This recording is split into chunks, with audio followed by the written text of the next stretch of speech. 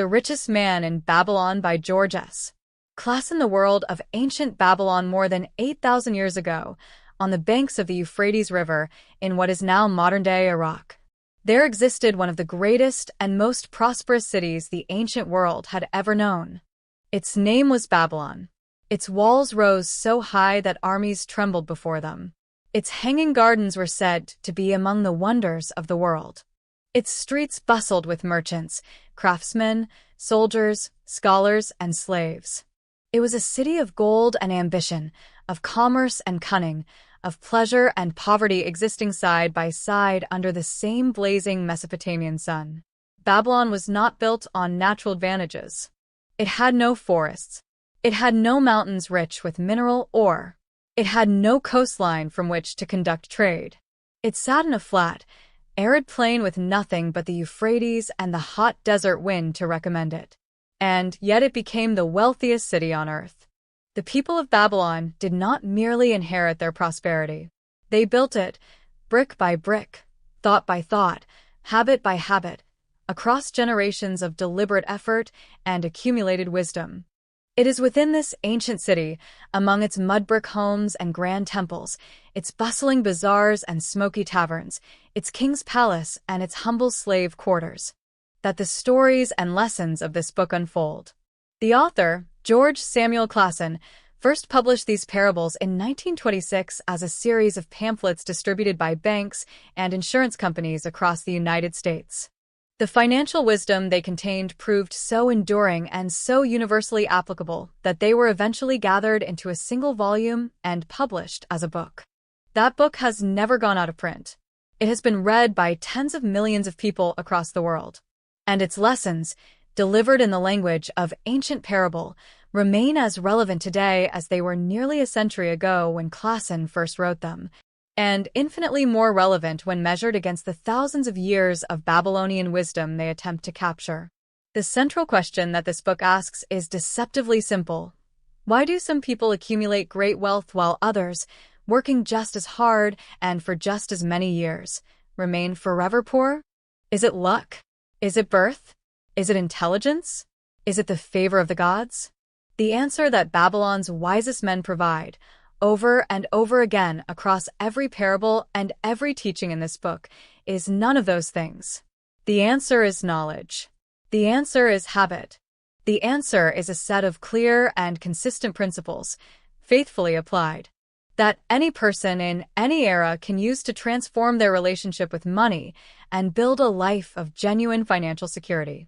The stories are told through characters whose names sound foreign to modern ears, but whose struggles and desires are completely universal. Arkad, the richest man in Babylon. Bansur, the chariot builder who cannot afford a new wheel. Kabi, the musician who dreams of more than his modest wages allow. Dabasir, the camel trader who sank into slavery through debt and clawed his way back to freedom and fortune. Sharanada, the merchant whose life story spans kingdoms and decades. These are not mythological heroes. They are ordinary people, wrestling with the same fears and temptations and confusions about money that every human being across every culture and every century has wrestled with. Let us begin where the book begins, in the dusty workshop of a man who is good at his craft but poor in his purse, and follow the path that leads from confusion and lack to clarity and abundance. The man who desired gold, Bansur and Kabi Bansur, the chariot builder of Babylon, sat in the shade beside his half-finished chariot and felt the weight of his dissatisfaction like a stone on his chest. He was a craftsman of genuine skill. His hands were calloused and strong from years of shaping wood and leather and bronze. His chariots were known throughout the city for their quality and durability. He had worked hard every day of his adult life, and yet on this particular afternoon, staring at the coins in his purse and the emptiness of his larder, he felt something close to despair. His friend Kabi, the musician, found him sitting there in silence and asked what troubled him. Bansur spoke honestly. He was a man in the middle years of his life with nothing to show for it but his tools and his labor. Every coin that came into his hands found its way out again, just as quickly. His wife needed new sandals. His children needed food and clothing. The roof needed patching. The tax collector came and went. There was never anything left. There was never any surplus. There was never any sense that tomorrow would be different from today. Kabi listened and recognized his own life in Banser's words.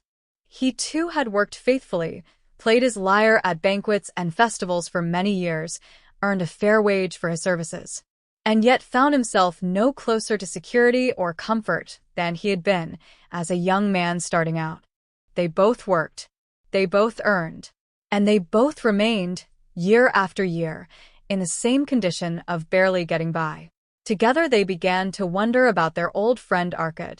They had grown up together, the three of them, in the same neighborhood, with the same beginnings, the same lack of inherited wealth, the same starting point. And yet Arkad had become the richest man in all of Babylon. People whispered his name with a mixture of awe and envy.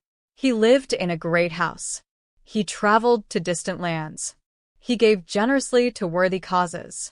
He had achieved what every man in Babylon dreamed of achieving. How? What did he know that they did not? What had he done differently? They decided to go to him and ask. Not to beg for gold, not to seek a handout, but to seek knowledge. Because if Arkad had learned something about wealth that they had not, then perhaps that knowledge could be shared, and perhaps that knowledge could change everything. What they found when they visited Arkad confirmed what they had suspected. He was warm and generous with his time. He received them like old friends, because they were old friends. And when they told him why they had come, he did not dismiss them or lecture them or make them feel small. Instead, he told them a story.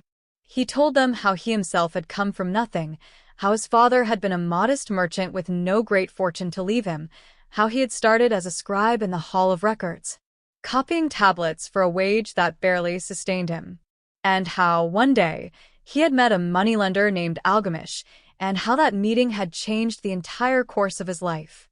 How Arkad found the road to wealth. The young Arkad, in his early years as a scribe, was assigned to copy a set of laws onto clay tablets for the moneylender Algamish. The work was extensive, and the deadline was tight. Arkad worked through 2 nights without sleep to complete the task. When Algamish came to collect the finished tablets, he was pleased with the quality of the work and asked Arkad what payment he desired. Arkad was bold enough, or perhaps desperate enough, to ask for something beyond coins. He asked for knowledge. Specifically, he asked the old moneylender to share with him the secret of how to acquire wealth. Algamish, who had heard many requests for gold and few requests for wisdom, was intrigued enough to agree. But he told Arkad that the knowledge would cost him, not in money, but in effort. If Arkad could recopy an entire book of laws onto a fresh set of tablets and deliver them by the following week, Algamish would return and share his secret. Arkad worked through every night that week, barely sleeping, barely eating, driven by the hope that whatever this old man was about to tell him would prove worth the sacrifice. When Algamish returned and examined the new tablets, he was satisfied. He sat with Arkad and told him the first truth of wealth, the foundation upon which every other financial principle rests. A part of all you earn is yours to keep. That was it. Simple enough to be overlooked. Obvious enough to be dismissed. And yet Algamish told Arkad that this single principle, consistently applied, was the root of every great fortune he had ever seen built. Every coin that came into a man's hands passed through those hands and into someone else's, to the baker, to the sandal maker, to the innkeeper, to the tax collector. At the end of the year, the worker had labored for everyone except himself. Algamish told Arkad that a man should decide, before spending a single coin on anything else, to set aside no less than 1/10 of everything he earns and keep it, save it, let it accumulate, and then put it to work earning more. Arkad returned to his life with this principle burning in his mind. He began immediately. Every 10 coins he earned, he kept 1. He did not increase his spending. He did not reduce his hours of work. He simply developed the habit of paying himself first, before the baker and the sandal maker and the landlord received their due. A year later, Algamish returned to check on his progress. Arkad had the coins. He had faithfully saved his 10th.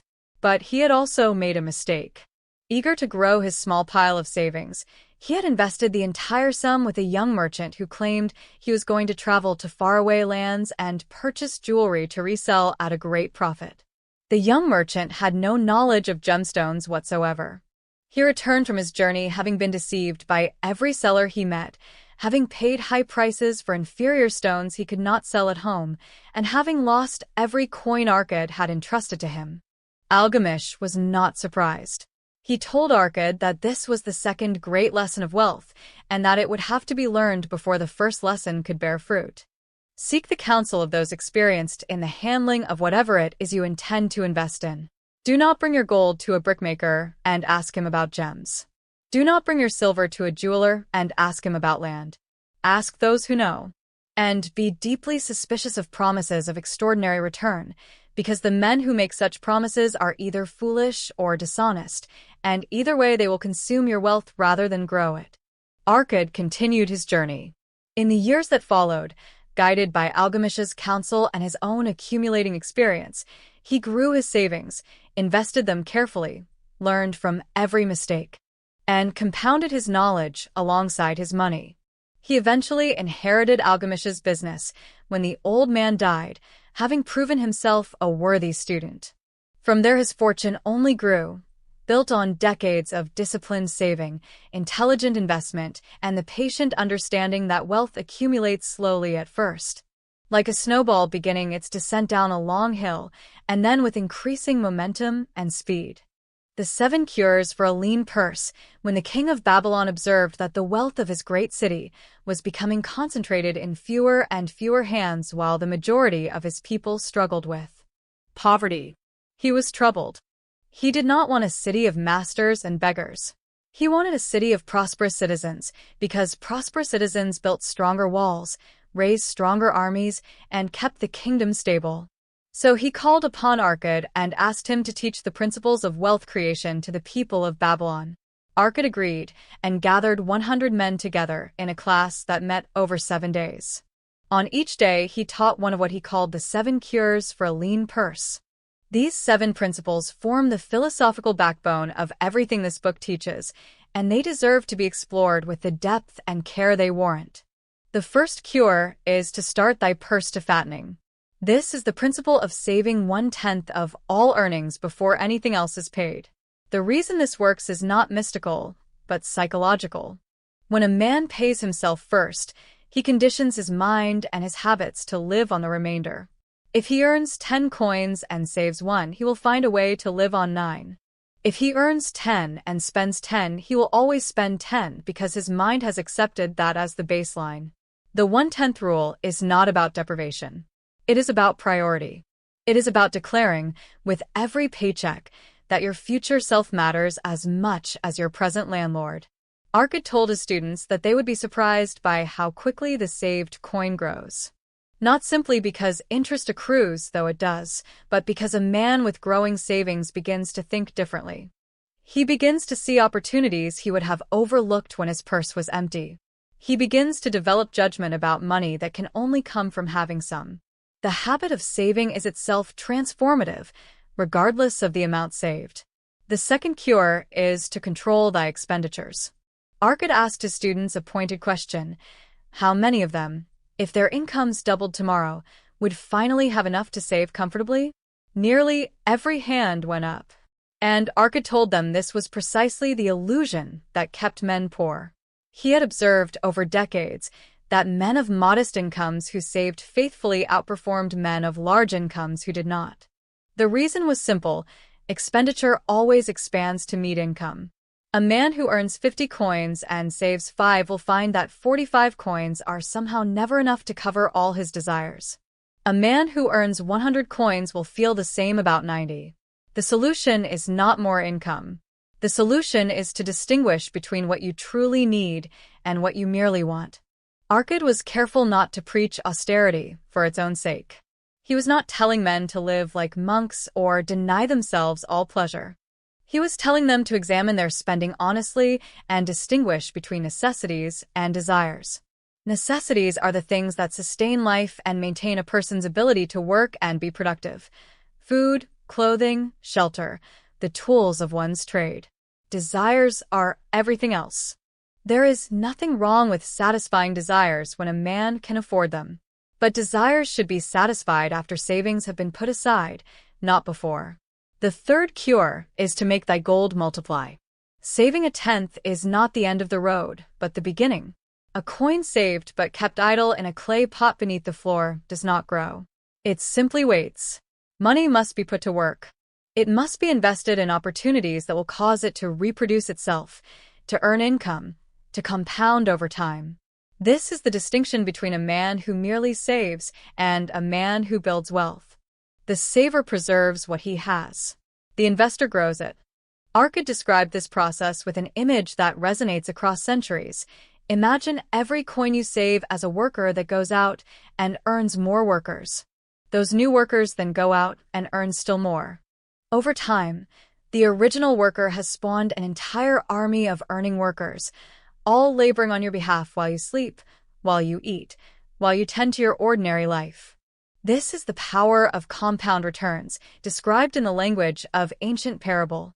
A man who learns to invest wisely and patiently will eventually find that his money earns more than his labor does. That is the threshold of true financial freedom. The fourth cure is to guard thy treasures from loss. This principle speaks directly to the perennial human temptation of get-rich-quick schemes, miraculous investment opportunities, and the seductive whispers of men who promise extraordinary returns for your money. Arkad tells his students that the first and most important purpose of any investment is the security of the principal. Before asking how much a venture might earn, ask how likely it is that you will get your original sum back intact. A conservative investment that earns 4% reliably is worth far more than a speculative venture promising 40% that has a high chance of returning nothing at all. Arkad also warns against the particular vulnerability of the inexperienced investor. The tendency to trust those who share a bond of friendship or family or nationality rather than those who have genuine expertise. A bricklayer who invests his savings with his cousin who claims to know about shipping ventures is not being loyal. He is being foolish. Seek always the counsel of men whose daily work is the management of the kind of investment you are considering. And if such men advise caution, listen to that caution even when your own enthusiasm argues against it. The fifth cure is to make of thy dwelling a profitable investment. Arkad urges men to own the land on which their homes stand rather than paying rent to another for the privilege of living on it. He describes the particular satisfaction and security that comes from owning one's own home. From making improvements to it knowing that those improvements add to your own wealth rather than to a landlord's, from raising children in a place that is truly and permanently yours. Homeownership in ancient Babylon, as in every era since, represented one of the most reliable foundations of middle-class wealth. A man who owns his home has a powerful asset that typically grows in value over time, requires no rent payments, and provides a sense of stability and confidence that rented accommodation never can. The sixth cure is to ensure a future income. The bodies of men weaken with age. The craftsman's hands that are steady and sure at 30 may tremble at 60. A man must plan, while he is able to work, for the years when he will no longer be able to do so. This means building savings and investments that will continue to generate income whether or not the man himself is working. It also means providing for the welfare of his family in the event of his death, ensuring that those who depend on him will not be thrown into poverty by the loss of his earning power. Arkad tells his students that a man who reaches old age having provided for this future security has achieved something of genuine nobility, because he has taken responsibility not just for his own present comfort, but for the long-term well-being of everyone in his care. The seventh and final cure is to increase thy ability to earn. Of all the remedies for a lean purse, this one is perhaps the most dynamic and the most empowering. A man is not permanently fixed at any given level of earning. His capacity to earn is directly related to his skills, his knowledge, his reputation, and his effort. By developing his craft to a higher degree of excellence, by learning new skills that expand what he can offer the marketplace, by cultivating a reputation for reliability and quality work, a man can grow his income in ways that all the saving and investing in the world cannot replicate on its own. Arkad tells his students that desire is the beginning of everything. Not vague, unfocused wishing, but specific, passionate desire for a defined outcome. A young scribe who desires with his whole heart to become the finest scribe in Babylon will study and practice and seek instruction and work longer hours than his less motivated peers. And in time, his greater skill will command greater compensation. The path to a higher income runs through a higher level of competence, and the path to higher competence runs through sustained, purposeful effort driven by genuine desire. The goddess of good luck among the stories that fill these pages, one of the most charming and instructive concerns a gathering of men who met at the Temple of Learning to discuss a perennial mystery. Why is it that some men seem perpetually lucky while others, working just as hard and trying just as earnestly, seem perpetually unlucky? Is luck merely random? Or is there something a man can do to attract her favor? The men who gathered at the temple were merchants and tradesmen, scholars and craftsmen, men of various ages and various levels of success. They talked through the night, sharing stories and observations about luck, about the moments in their lives when opportunity had appeared, and what they had done with it. One man told the story of a farmer who had heard that land beyond the mountains was selling cheaply and could be bought for a fraction of what it would be worth once the road was built connecting it to the city. He had the money. He had the information. He even had a friend willing to travel with him to make the purchase. But he delayed. He told himself he would go next season, when the weather was better, when his current harvest was in, when things were a little more settled. The seasons passed, and he never went. The road was built. The land became valuable. And the farmer spent the rest of his days telling anyone who would listen about the great opportunity he had missed. Another man described how opportunity had presented itself to him one afternoon in the market. A merchant he knew was selling a cartload of fine goods at a very low price because he needed cash quickly for an urgent personal matter. The goods were worth 3 times what the merchant was asking. But the man hesitated. He did not have the cash readily available. He would have to go to his wife, explain the situation, and retrieve the money from their household savings. By the time he returned, another man had bought the entire cart. The opportunity had lasted perhaps 2 hours, and he had spent one of those hours in deliberation. The lesson that emerged from the evening's discussion was this: luck is not a goddess who bestows her favor randomly on the deserving and undeserving alike. Luck is, in truth, the name we give to the convergence of preparation and opportunity. Every man in that room who had experienced what felt like good luck found, on honest reflection, that they had been prepared for the opportunity when it came. They had money available because they had been saving. They had knowledge because they had been studying. They had the confidence to act because they had acted successfully before. And every man in that room who had experienced what felt like bad luck, or misluck, found on honest reflection that they had been unprepared. They had no savings to act with. They had no knowledge to evaluate the opportunity correctly. They had no habit of decisive action to overcome hesitation. Luck had appeared at their door, just as it appears at everyone's door eventually, and they had not been ready to receive her. The conclusion was simple and slightly uncomfortable. If a man wishes to be lucky, he should prepare himself to recognize and act upon opportunity when it arrives.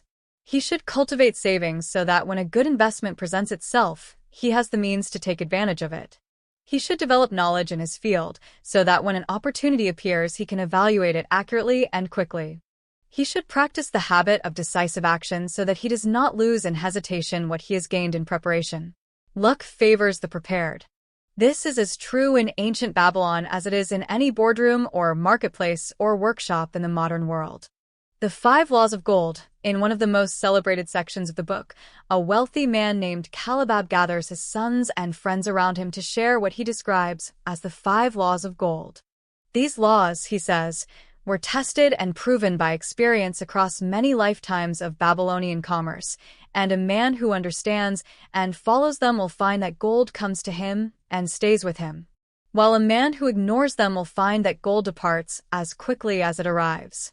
The first law of gold states that gold comes gladly and in increasing quantity to any man who will put by not less than 1/10 of his earnings to create an estate for his future and that of his family. This is, at its heart, the same principle Arkad first learned from Algamish, now elevated to the status of a universal law. Calabab tells his listeners that this law is as reliable and as immutable as the law that says the sun rises in the east. If a man saves faithfully, his wealth will grow. It is not a matter of chance or favorable circumstances. It is a matter of cause and effect, as reliable as any law of nature. The second law states that gold labors diligently and contentedly for the wise owner who finds for it profitable employment, multiplying even as the flocks of the field. Money that is put to work earns more money. The golden eggs of the goose in the old fable are a perfect metaphor. The wise man tends the goose, feeds it, cares for it, and collects the eggs. The foolish man kills the goose to retrieve all the eggs at once and finds himself with neither eggs nor goose. The investor who reinvests his returns and allows them to compound over time will find, after enough years have passed, that his early investments have spawned returns many times larger than the original sum. Patience is the essential virtue here. The compounding of returns is a slow miracle, imperceptible in the short term and stunning over the long term. The third law states that gold clings to the protection of the cautious owner who invests it under the advice of men wise in its handling. This is the principle of safe investment and expert counsel. A man who has accumulated savings through years of disciplined effort should protect that savings with the same seriousness with which he accumulated it. Reckless speculation is not investing. It is gambling. And gambling, however exciting in the moment, is a mechanism for transferring wealth from the impulsive to the patient. The man who consults with experienced investors, who diversifies his holdings, who avoids placing his entire fortune in any single venture, who demands to understand exactly how his money will be used before he commits it, this man keeps his gold close. The fourth law states that gold slips away from the man who invests it in businesses or purposes with which he is not familiar or which are not approved by those skilled in its keep. This law is essentially a warning against the seduction of unfamiliar investments. A farmer who has spent his life understanding soil and crops and seasons has genuine expertise in agricultural investment. He knows which land is fertile and which is not, which crops will command good prices at market, which seasons have historically favored his region. If he keeps his investments within this sphere of understanding, he is likely to make intelligent decisions. If he takes his savings and invests them in a distant shipping venture or a newfound mine or a foreign trading company about which he understands nothing, he is entirely dependent on the honesty and competence of strangers. Both of those can be lacking in ways a farmer from Babylon would never detect. The fifth law states that gold flees the man who would force it to impossible earnings or who follows the alluring advice of tricksters and schemers or who trusts it to his own inexperience and romantic desires and investment. This final law brings the five together in a warning about the most common and most destructive error that men with money make, the pursuit of extraordinary returns. Every era produces men who promise to double or triple or multiply beyond all reason the savings of credulous investors. The mechanism of the scheme varies across centuries, but the psychology never changes. The man with modest savings looks at what he has and thinks about how much more he needs and wishes there were a faster way to bridge the gap. Along comes someone with an exciting story and an impressive manner and a promise that this particular opportunity is exceptional, once in a lifetime, not to be missed. The modest man hands over his coins, and the modest man rarely gets them back. Calabab tells his sons that these 5 laws are not merely suggestions. They are observed patterns in the behavior of gold itself, patterns as consistent and reliable as the tides. Gold does not lie. Gold does not pretend. It follows its own rules with perfect consistency. The man who aligns himself with those rules will prosper. The man who defies them will suffer. The choice is always, in every era and in every circumstance, the man's own to make. Mathan the gold lender and the fates of borrowers. Among the most practically wise stories in the book is the tale of Mathan, a gold lender of Babylon who kept a chest of curious items in his office. When clients came to him asking for loans, he would open the chest and show them what was inside. There were a chicken's egg, a piece of ox hide, a lump of, or from a mine, a piece of silk fabric from a foreign land, a gemstone, a wooden plow, and a dozen other seemingly unrelated items. Each item represented a loan Mathan had made and what had happened to it. The chicken's egg represented a loan to a farmer who had used it to purchase a flock of chickens. The chickens had multiplied. The loan had been repaid with interest, and the farmer now had a prosperous poultry business. The ox hide represented a loan to a tanner who had used it to expand his workshop and hire additional workers. His business had grown. The loan had been repaid. The lump of ore represented a loan to a prospector who had gone in search of a new mine and had found one, though it had taken 3 times as long as he expected and cost twice as much. Even so, the loan had eventually been repaid. But there were also items that represented less happy outcomes. A clay lamp represented a loan made to a man who had wanted to open a shop selling lamps. He had no experience in commerce, no understanding of how to manage inventory or attract customers or maintain accounts. His shop had failed within a year. The loan was lost. Mathan used this chest to teach his apprentices and clients a fundamental truth about lending and borrowing. The quality of a loan depends entirely on the purpose for which it is made and the character and competence of the person who receives it. A loan made to a skilled craftsman to expand his proven business is almost certain to be repaid, because the borrower has demonstrated ability and the loan will genuinely increase his productive capacity. A loan made to an impulsive dreamer with no skills and no plan for a venture he has never attempted is almost certain to fail. Not because the borrower is necessarily dishonest, but because desire alone is not a business plan. This section of the book also addresses the perspective of the borrower and introduces principles for handling debt with integrity and wisdom. Mathan tells a young man who comes to him for a loan that the ability to borrow is a privilege that must be managed with great care. A man who borrows and repays promptly builds a reputation that opens doors for him throughout his life. Lenders will seek him out. Opportunities will present themselves because his word is known to be reliable. A man who borrows and defaults, even once, carries that shadow on his reputation for years, often for the rest of his business life. In Babylon, as in every commercial society, a man's word and his track record of honoring his commitments was among his most valuable assets. The story also touches on the important distinction between productive borrowing and consumptive borrowing. A man who borrows money to expand a business that will generate income, who borrows to purchase tools that will increase his productive capacity, who borrows to acquire an asset that will appreciate in value or generate ongoing returns. This man is using debt as a tool of wealth creation. His borrowing is an investment in his future earning power. But a man who borrows to fund current consumption, who takes a loan to buy fine clothing or a lavish feast or a pleasure trip, is borrowing against his future to pay for his present indulgence. He will have to repay principal and interest out of income he has not yet earned, and in doing so, he will reduce his future standard of living to subsidize his present one. This is the road to financial slavery, and Mathan counsels every borrower to walk it with great caution or not at all.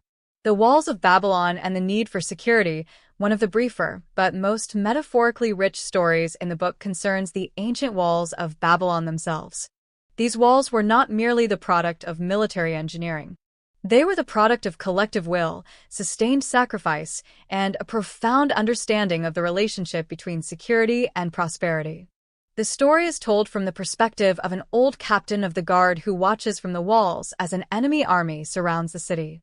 The citizens of Babylon do not panic. They do not flee.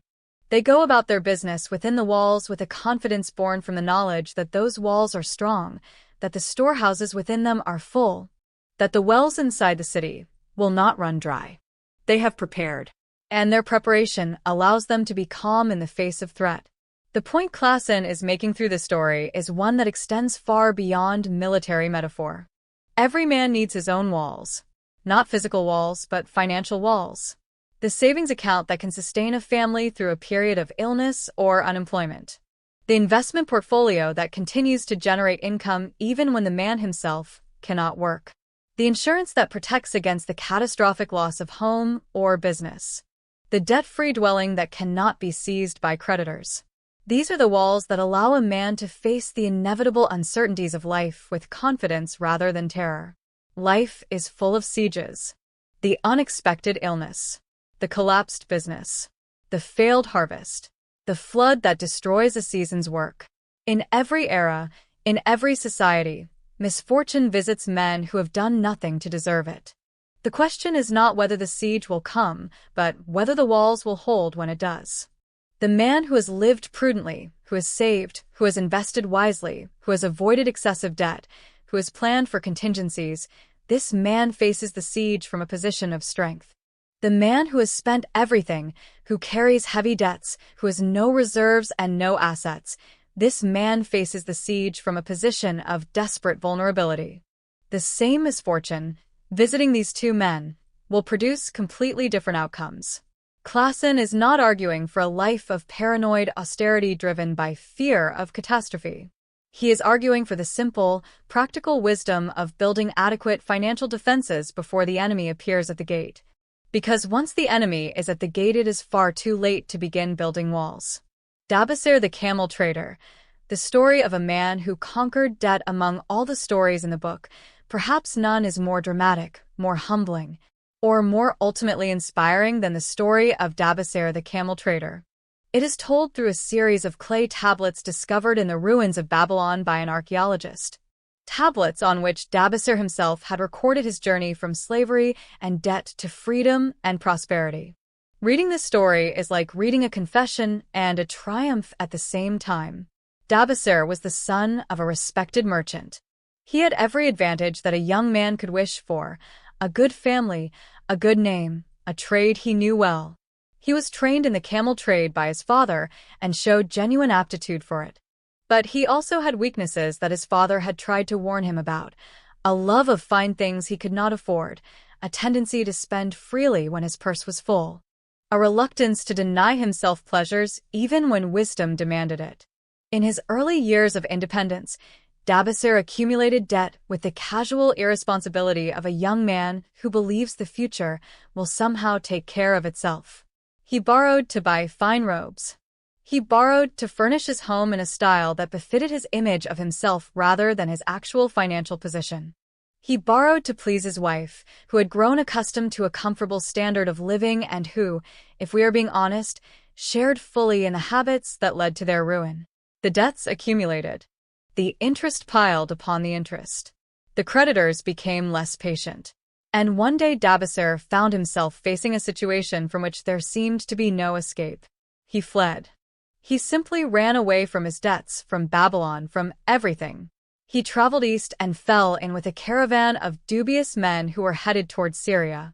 The journey ended badly. The caravan turned out to be a band of thieves, and when the authorities caught up with them, every man in the group was sold into slavery to pay for the crimes of the whole. Dabasir became a slave in the desert court of a Syrian prince. He worked in the stables, tending horses, learning humility in the most brutal possible classroom. He could have remained there indefinitely, just another nameless slave, had it not been for the kindness of one of the prince's wives, a Babylonian woman named Sirah, who recognized in Dabasir something worth saving. Sirah asked him a question that cut straight to the heart of his situation. Did he have the soul of a free man or the soul of a slave? It was not a cruel question. It was a clarifying one. She was asking him whether he was willing to face his debts, return to Babylon, and deal honestly with every man he owed, however long it took and however uncomfortable it was. Or whether he was going to remain in the mental posture of a fugitive, blaming circumstances and other people for a situation that his own choices had created.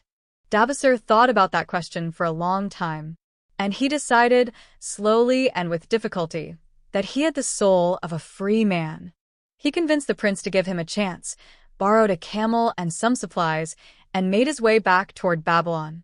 The journey across the desert was harrowing. He nearly died of thirst. He survived by chance encounters with passing travelers who gave him water and food. And in the solitude and discomfort of that desert crossing, he made a set of promises to himself about how he would live when he reached home. He would earn as much as he possibly could through his skills and his labor. He would give no less than 1/10 of every earning to himself, set aside for his future security. He would give 7/10 to the support of his family and the covering of his living expenses. And he would give 2/10, every single earning period without exception, to the repayment of his debts, divided proportionally among every creditor he owed. When he returned to Babylon, many of his creditors were shocked to see him. Some had assumed he was dead. Some were contemptuous. Some were moved by his willingness to face them honestly. He explained his plan to each of them. He told them he could not pay everything at once, but that he would pay something every period, without fail, and that he would continue paying until every debt was settled in full. Most of them agreed to this arrangement because something was better than nothing, and because there was something in Dabasir's manner that communicated genuine seriousness. The tablets tell the story of the following months in detail.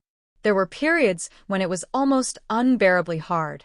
His wife had to give up the fine clothes she was accustomed to. They ate simple food. They entertained no guests. They indulged in no luxuries. Some of the creditors were impatient and occasionally hostile. But Dabasir kept his plan. He paid himself first. He paid his family's essential needs. He paid his debts. He never wavered. And over time, something remarkable happened. The debts shrank. Not quickly, but steadily, as a desert oasis slowly grows when properly tended. One creditor was paid in full. Then another. Then another. The weight that Dabasir had carried for years, the weight of money owed and promises broken and integrity compromised, lifted a little more with each settlement. And his savings, that precious 1/10 set aside every period without exception, began to grow into something real. By the time the tablets come to an end, Dabasir has repaid every debt he incurred. He has rebuilt his reputation in Babylon. He has established a prosperous camel trading business. He owns his own home. He has savings that provide security for his family. He has done all of this not through luck or inheritance or exceptional cleverness, but through the consistent application of a simple plan applied with relentless discipline over time. The tablets of Dabasir are among the most powerful illustrations in the entire book of a truth that runs through every parable. It is never too late to begin. No matter how deep the hole, no matter how many the mistakes, no matter how long the period of failure or avoidance or shame, a man who decides to face his situation honestly and apply sound principles can rebuild. The principles work. They always work. The only requirement is the willingness to follow them.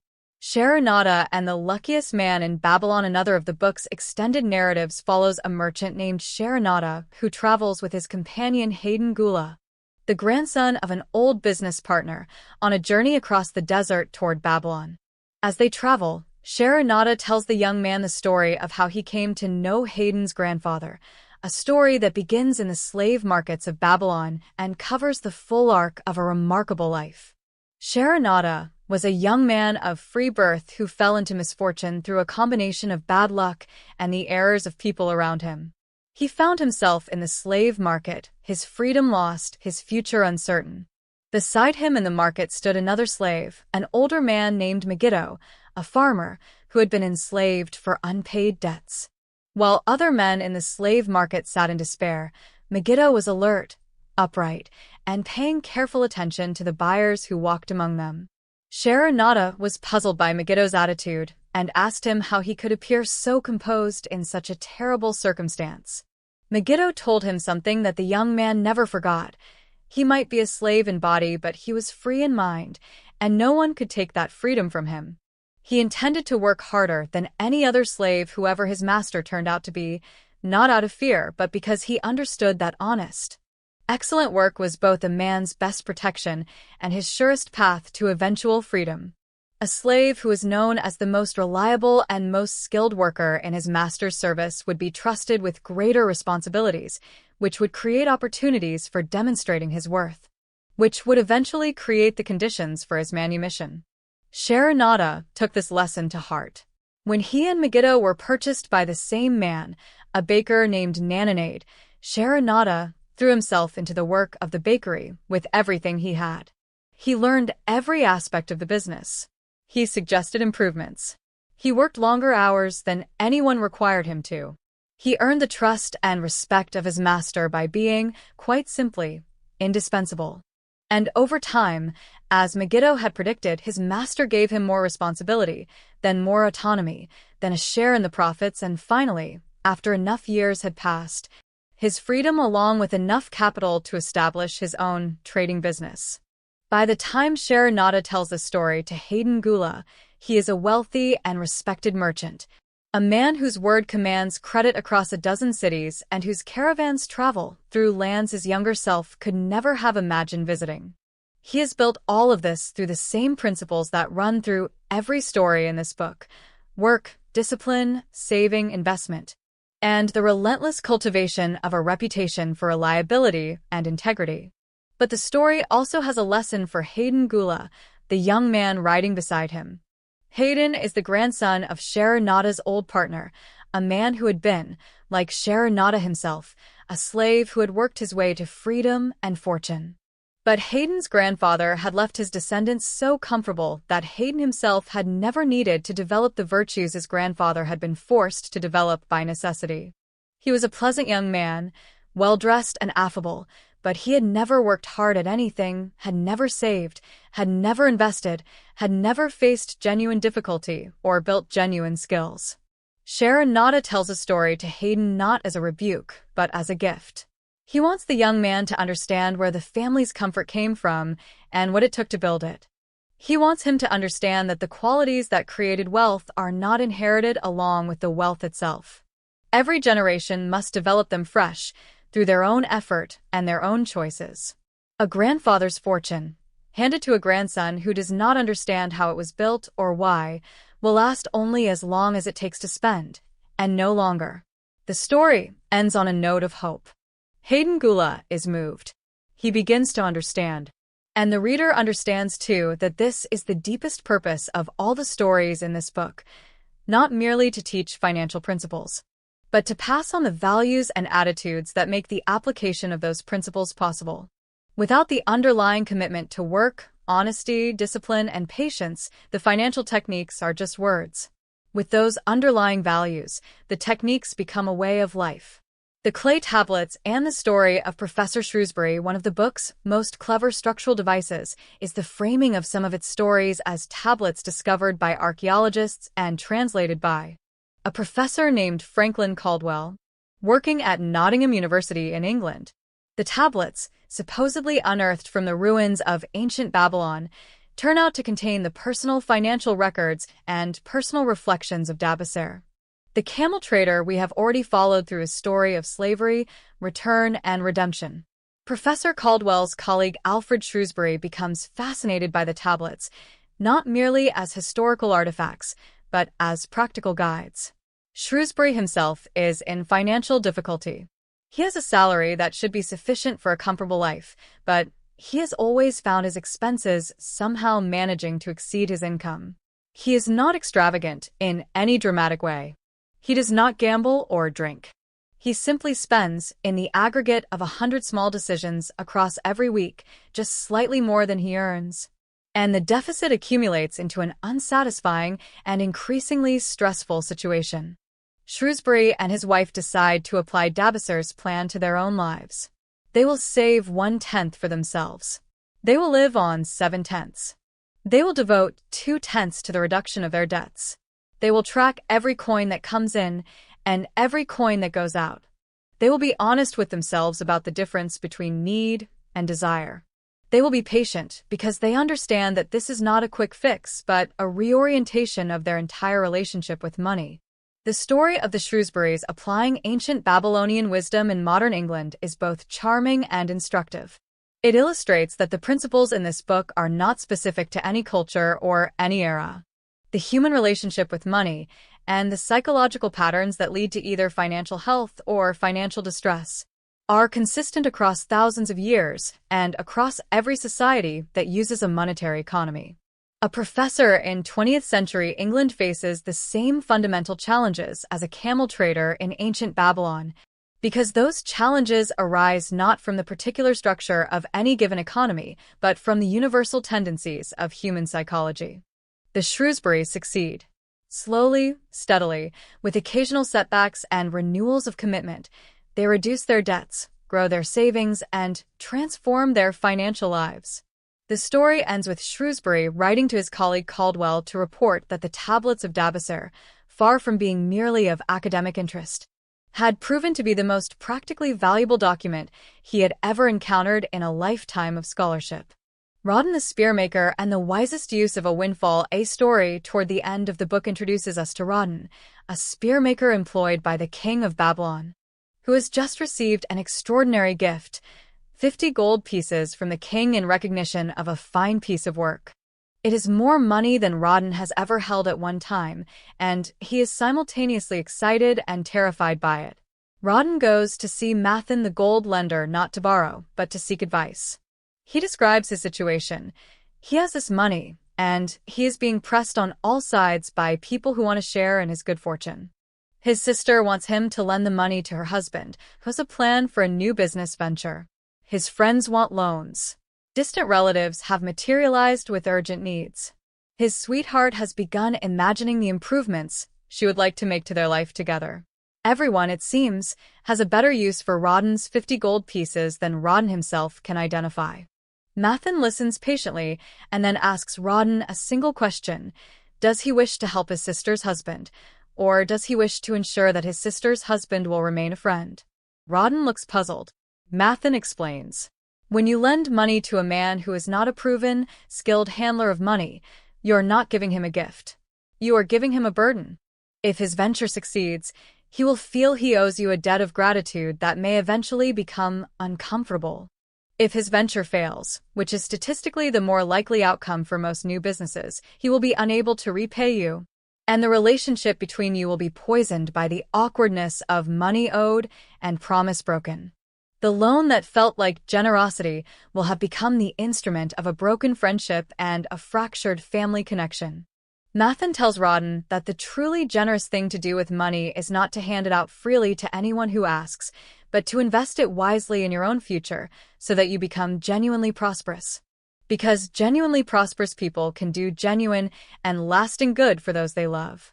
A man who gives away his seed corn because his neighbor is hungry will have no seed corn to plant in the spring, and then both men will be hungry.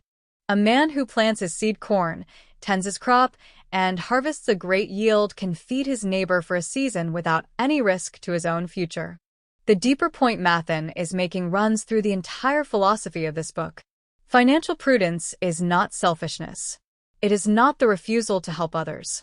It is the recognition that the best help you can give to the people you love is to become genuinely secure yourself, so that your help comes from a position of abundance rather than a position of sacrifice that ultimately creates new vulnerability.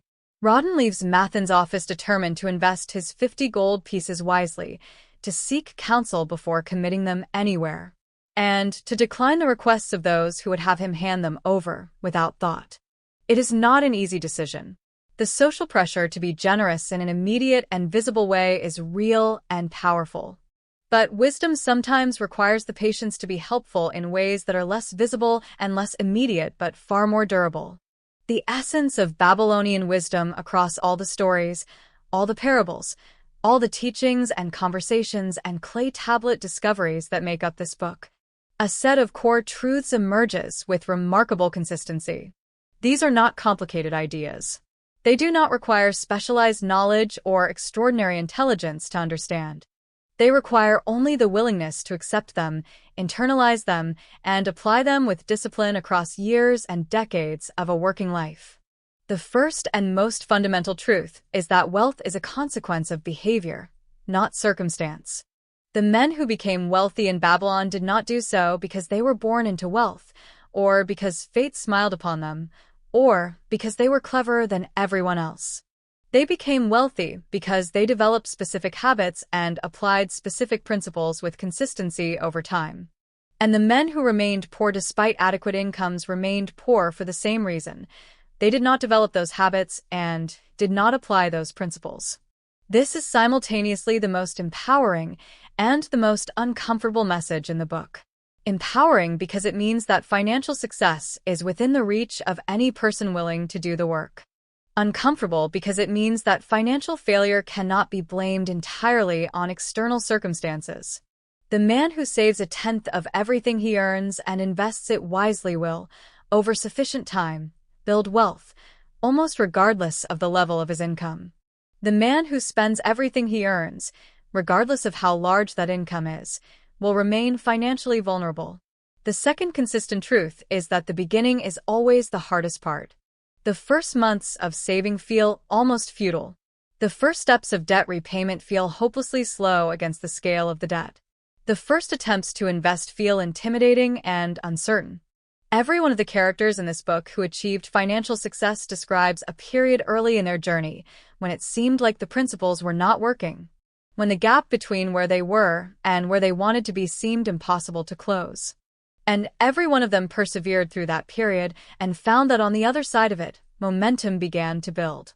Compound growth is one of the genuine miracles of the financial world, and it works equally well for people of modest means as for the wealthy, as long as it is given enough time to operate.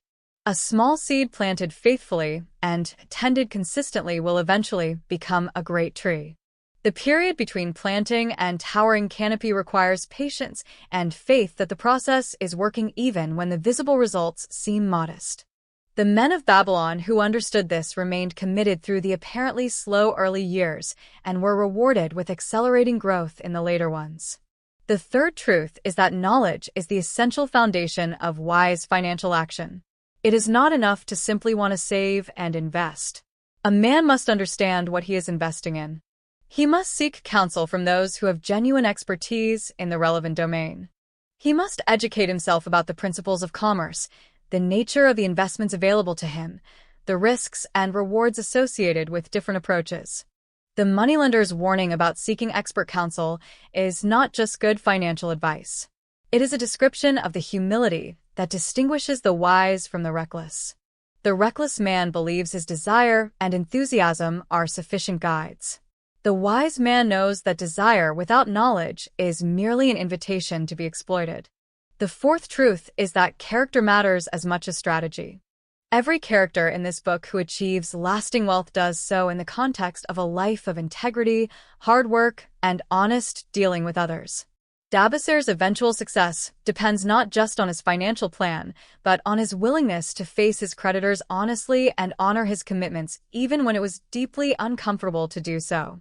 Sharonada's rise from slavery to prominence depends on his decision to work with genuine excellence rather than merely performing the minimum required of him. Arkad's first investment in Algamish's trust depends on his willingness to work through 2 nights without compensation to fulfill a commitment he had made. In every case, the financial principles are embedded in a larger framework of personal integrity and genuine effort. This is perhaps the most important thing to understand about the wisdom of ancient Babylon. It is not a system for getting rich with minimal effort. It is not a series of tricks or shortcuts or secrets known only to the privileged few. It is a description of the natural consequences of certain behaviors practiced consistently over time. Save faithfully, and wealth accumulates. Invest wisely, and savings grow. Work with excellence and income rises. Deal honestly and reputation builds. Avoid reckless speculation, and principle remains secure. These are not promises. They are observations. They describe what happens when human beings align their behavior with certain enduring principles. And they have been proven correct over and over again across thousands of years of human commerce and civilization. The walls of Babylon fell eventually. The clay tablets crumbled. The camel traders and gold lenders and chariot builders whose stories animate this book have been dust for millennia. But the principles they lived by and taught to their children and inscribed on clay in the hope that future generations would find and benefit from them, those principles remain as alive and as relevant and as reliable as they have ever been. A part of all you earn is yours to keep. Learn to live on what remains. Put your savings to work in wise and safe investments. Guard against loss with care and expert counsel. Plan for the future, including the years when you can no longer work. Build your skills and your earning power with the same dedication you bring to building your savings. And when opportunity presents itself, have the preparation and the courage to act. These were the laws of gold in ancient Babylon. They are the laws of gold today. They will be the laws of gold in every era that follows, for as long as human beings use money and dream of security and abundance and the freedom that genuine prosperity provides. The richest man in Babylon was not born rich. He was made rich by the same principles that are available to anyone willing to apply them. That is the final and most enduring message of this ancient and always contemporary book. Wealth is not a gift bestowed by fate on the fortunate few. It is a harvest grown by anyone willing to plant the right seeds, tend them faithfully through all seasons, and wait with patient confidence for the harvest that unfailingly follows.